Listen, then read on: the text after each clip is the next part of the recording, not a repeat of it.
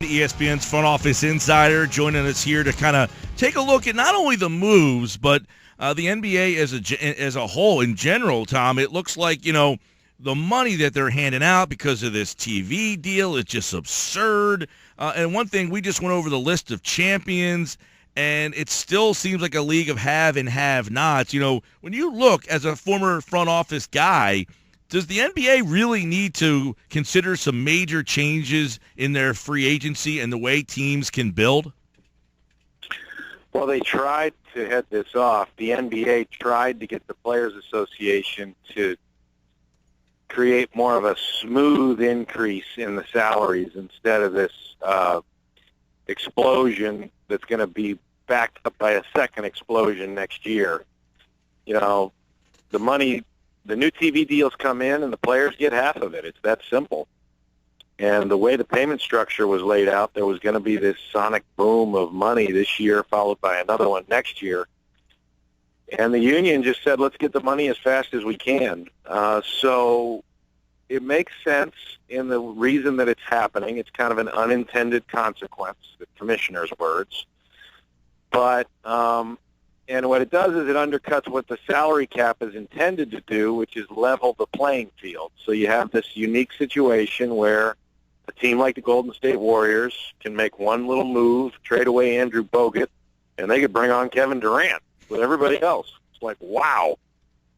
And it is a scenario where the rich get richer, and, we don't even talk about the luxury tax penalties and those other mechanisms that are designed to make the rich teams give up players, because that doesn't even factor in anymore. Everybody's got to spend a ton of money and get used to it. This is what next year is going to be like, too. Yeah, so there's a ton of money being spent. Of these moves, Tom, which ones kind of stick out to you? Which ones make you kind of scratch your head? It seems like there's an absurd amount of money going to a bunch of guys who are not all that impactful. The biggest head scratcher for me so far is probably the biggest guy, and that's Timothy Mozgov. Not because he's a bad player, he's a decent player, but for that to be the primary move that the Los Angeles Lakers make right out of the chute, that was just surprising to me. I knew he was going to get a lot of money. I just didn't think it was going to be at the Lakers in the first hour, which means that was their plan A. And, that's shocking, actually. Shocking to a lot of people. Tom Penn's with us, ESPN's front office insider, and you look at, real quick, you see a guy like Whiteside making big-time money, stays in Miami. Drummond stays in Detroit.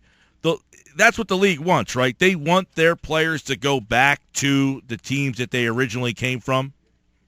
Sure, yeah. There's always been the rules favored in the home team's regard so that they can retain the talent they helped develop.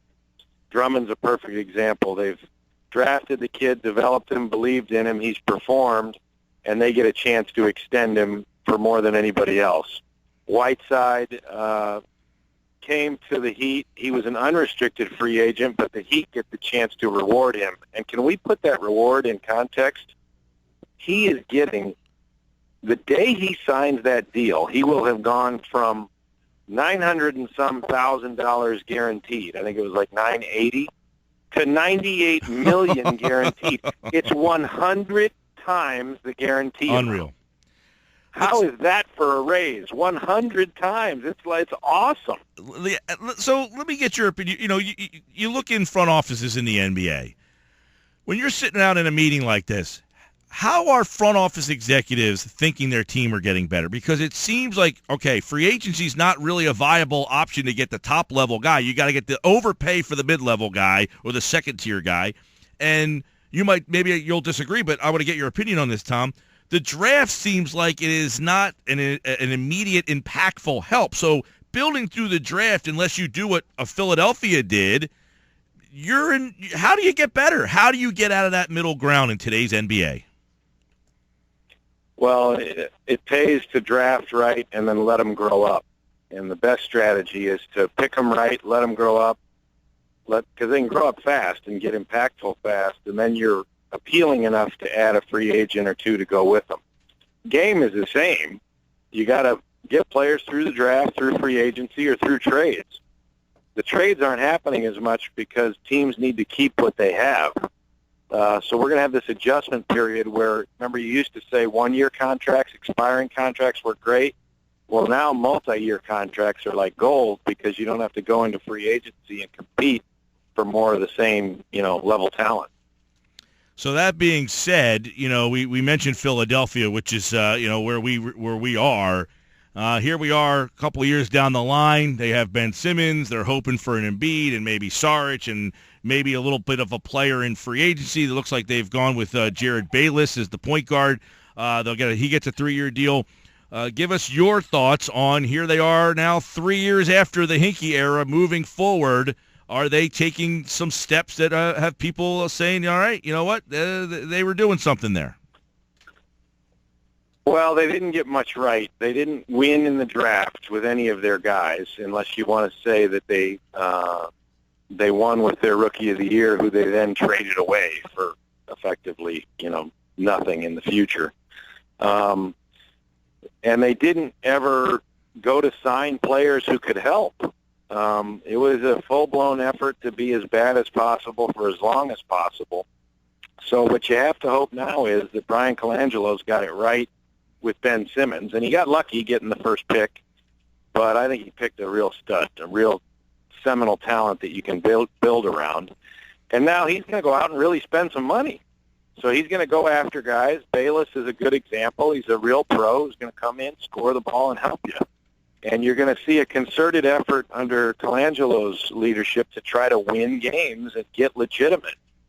It'll be interesting to see if he can shuffle the deck on the other players that have come via the draft, all the plethora of youngs that are out there.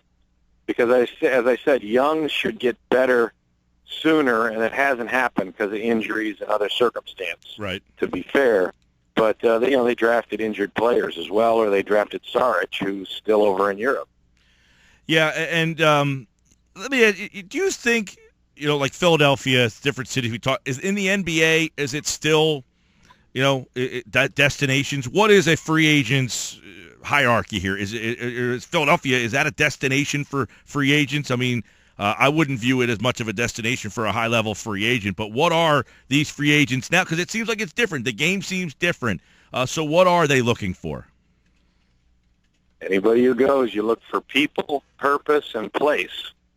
In some circumstances, the place is sexy or attractive. In other circumstances, you're looking for the best people to go to work with, which in this game means the most talent on the floor. And then what's your purpose? So for Kevin Durant, he's looking to find the best path to trophies with people that he likes.